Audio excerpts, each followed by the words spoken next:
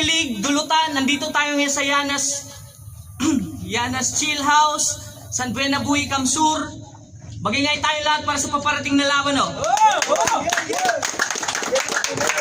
Siyempre, bago tayo mag-umpisa, shoutout sa Syndicate Supply, HB Clothing, Kulang Henius Production, TNDYG, at kay Eting TCS na galing pa ng Cebu, at sa lahat na suporta niyong lahat. Nga pala, promo ang susunod na laban. Sa kanan ko, galing pa ng Tabako, magingay tayo lahat para kay K-Morse. Ako si K-Morse, ako si Rick sa Kabao. Siya pala yung tatayong kalaban ni 4D kasi di siya sinipot ng kalaban niya. Sa kaliwa ko naman, galing pa ng Bulanggi, magingay para kay 4D. Shoutout sa mga kasama ko, Batang Hollywood. Di na sila nagkointos. Unang banat, 4D. Yo, check! Sa mga di nakakaalam, pareho kami ng pinanggalingang lugar. Pero usapang sulatan, sobrang layo ng agwat. Ayoko na sanang ibulgar kung gaano siya kawak. Kasi tagal na nitong lumalaban, wala man lambarang bumakat o kahit linyang tumata, kaya intro na agad. Simpleng panimula para dito kay kabayan. Huwag mo nang pilitin sumabay, di kita kasabayan. Mga nauna sa eksenang ayaw masapawan. Pues pinagtirik na kita ng kandila, armo dito paglalamayan. Kasi wala akong balak magpasilat kahit magsasampung taong ka na sa laro. Tagal mo nang sumisip-sip dun sa namumuno, di ka pa rin lumalago. Dilat pa yung mata, lang nakagad na palo. Isang binatilyong naatasang gatasan tong veterano na bano. Dahil di ka kausayang brother, ni hindi ka banta sa dadaanan ko, di ka nakakahasil. Kaya yung mga tulad mong tipikal na may utak, kimikal na inuwanan ko lang na abo dito. Di man paborito tong bagito, ay di ko nagawang mag-aburido. Pagkos pinulido, mga sulat minaniko, ginamitan pa ng talino. Tas itatapat nyo lang pala ako sa badap na mukhang kalaban sa apokalipto. Kasi tingnan nyo naman itsura, parang kalaban sa pelikula ang puta. Tas agaran na nag-trending, mukha kang binubugbog sa mga palabas pagkatapos sinuhulog sa building. Tangina, di mo kakayanin kahit naanin ko lang sa komedya. Mga tulad mo hindi pa kompleto, hindi pa panggera. Basta ako pag sumusulat, sumusugat, rumerekta. Kaya mag-blow ka na lang din, baka sakaling bumenta. Pero alam ko minaliit ako ng gago na to.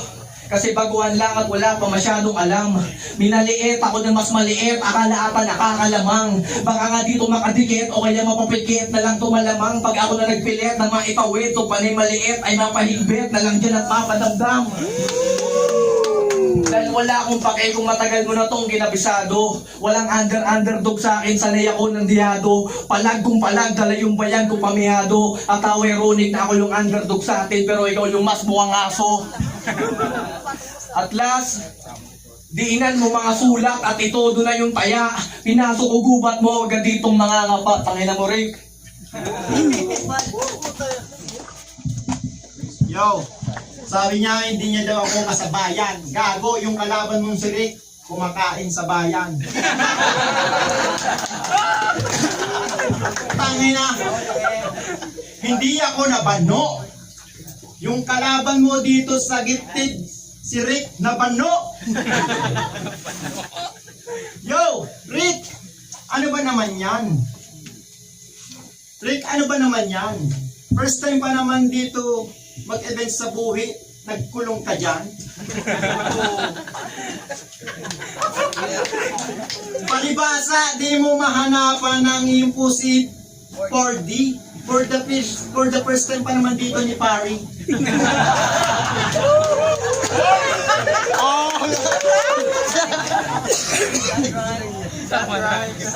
Island rhyme yung gago. Yo, ang masasabi ko sa iyo, Rick, pakyu.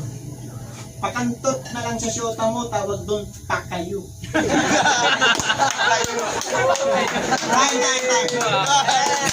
Yeah. Round 2 na. Alam nyo bang bumatil to ng pandemya? Kaso mga laban niya doon ang boring. At yun ko na sana laitin yung ngipin ni Kosa. Kaya lang annoying. Kaya lang annoying, iwahiwalay mga ngipin mo, Rick. Magkakaiba ng landing. Biruin mo tapos na pandemic, ngipin mo social distancing.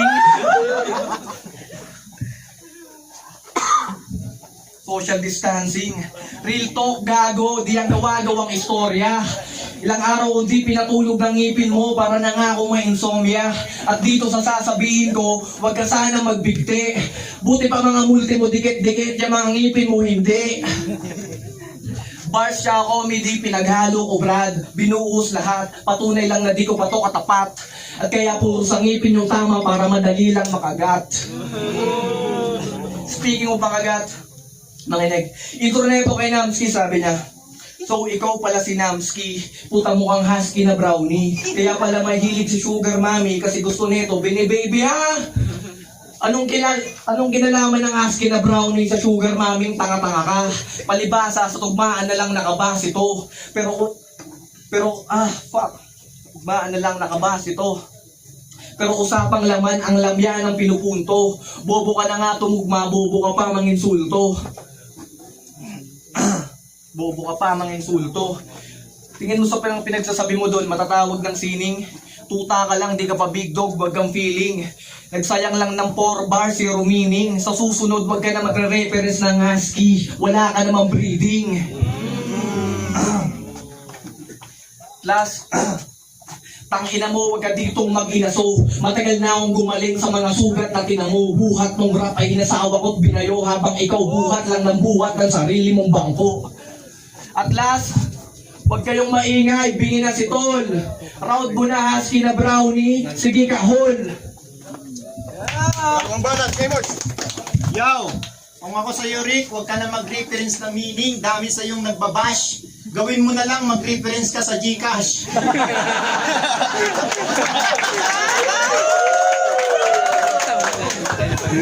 Tangin na, freestyle lang to, gago.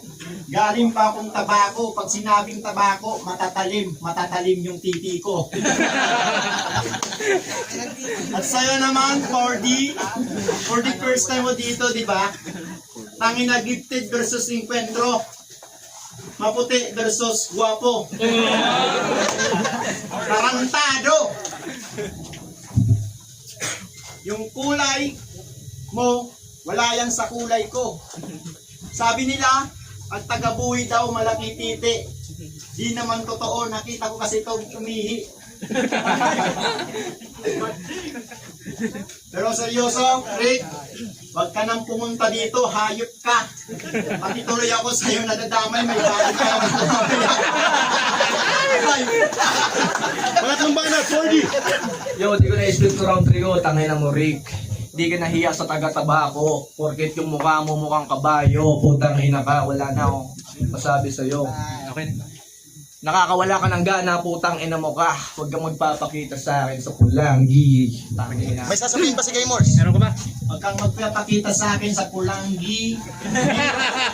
Magkikita na lang tayo doon sa may kulay na gate, tawag doon pulang gate.